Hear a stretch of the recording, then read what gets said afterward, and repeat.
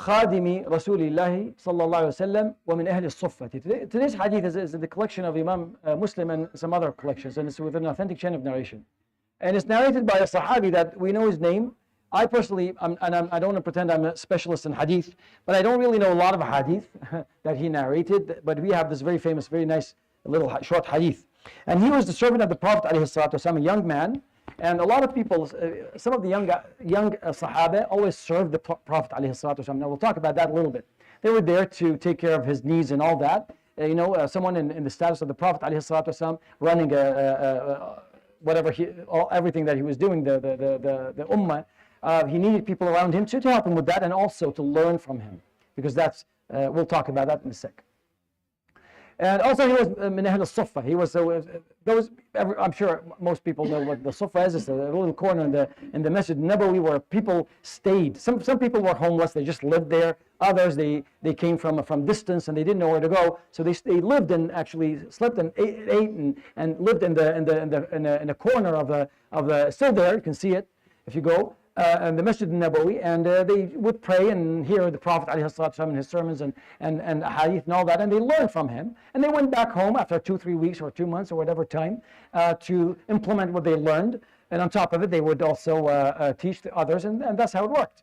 So there are some of the Al-Sufa were just there, and they were just disconnected from everyone else, and they just there to listen and serve and narrate the hadith of the Prophet ﷺ. And one of them is Abu Hurairah. Very famous, the most famous Sahabi when it comes to hadith. He was from Al-Sufa, he was just there. He lived with the Prophet ﷺ 3-4 years, and he narrated he's the most, he narrated the most hadith from the Prophet ﷺ.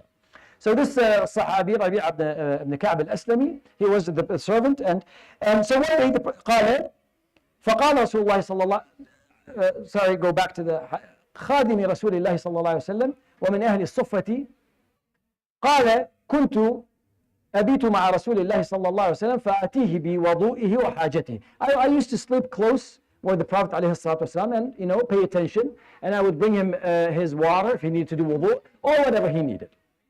فقال, the Prophet عليه الصلاة والسلام, سلني. That's it. This is what he said. He said, ask me.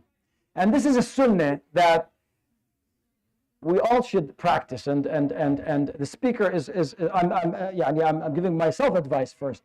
Sometimes we really don't pay attention to people around us when they're around us. If they need, like they're running around and all that, they're serving a certain place, or they're just there and we don't really ask them if they're in need. And this is a sunnah that the Prophet ﷺ always did, always practiced. If you're there and you're doing your best he would say, do you need anything? Sلني, ask me. He's a young man at the time, living in Safa. Maybe he's hungry. Maybe he needed to get married. Maybe he needed whatever needs, worldly needs. قال سلني. قال, and he answered. He went. What did he say? He said, قال أسألك مرافقتك في الجنة. I ask you to be your companion in Jannah. He went for the jackpot. No time wasting. He went for the top. Right? You never know what he was. Maybe hungry. Maybe he had a debt. Maybe who knows. But he went. He was so immersed in the love of the Prophet ﷺ and his service that he went right away. قال أوغير ذلك. He said, okay. Well, you went for the... He knows maybe he might need... He said, no. قال هو ذاك. This is what I want. Everything else is... قال, Prophet ﷺ, فأعني على نفسك بكثرة السجود. Then okay, you want that? You want to be close to me in Jannah? Then help me. Help this cause with increasing your sujood, your ibadah, your actions, asking me alone and requesting from the Prophet ﷺ, which the Prophet can make dua and his dua is mustajab, but that's not enough. It doesn't work that way. They have to put the effort. Even the Sahaba. And the Sahabi, he lived 50 years after that or more. He died in year 63 in Hijrah. So he lived. So this is a little short hadith tells you that even the Sahaba, the companions of the Prophet ﷺ, they put a lot of effort. Not only because they were around the Prophet, they did what they had. Of course, that's the main reason. But also, they stuck. Every time we talk about Ansar and how they really gave their pledge and they stuck to it, and they never really took any positions, any leadership position or anything like that. There are some other Sahaba who did that also. You never really hear, you barely know their names, some of them. But they did it also because they put all the efforts. قال أعني على نفسك بكثرة السجود. Do a lot of practice. I need something so I can use it, so I can feel good, so I can use it with Allah subhanahu wa ta'ala in terms of shafa'ah. Also, another little idea or little point of contemplation about this hadith is the concept of khidmah. Khidmah.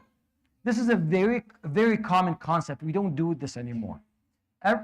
Back in the days, not even a long time ago, there's always, you would go and you don't say, you're not a companion of your sheikh, you're his servant. We don't say, go and sit with the sheikh, go and serve him. Because serving a person with knowledge and good character, you would learn a lot. And that's why even in halaqat Quran, every time someone gets a little bit older, we move them to adults.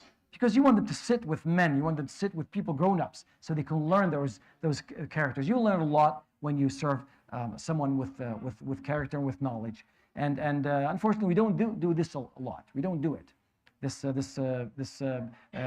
concept of khidmah. I hope this was a benefit. يروي الإمام مسلم في صحيحه بسند صحيح عن أبي فراس ربيعة بن كعب الأسلمي رضي الله تعالى عنه وأرضاه.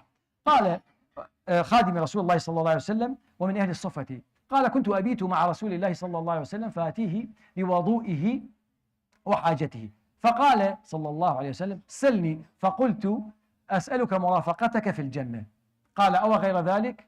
قال هو ذاك. قال فأعني على نفسك بكثرة السجود. وصلى الله على حبيبنا وسيدنا محمد وعلى آله وصحبه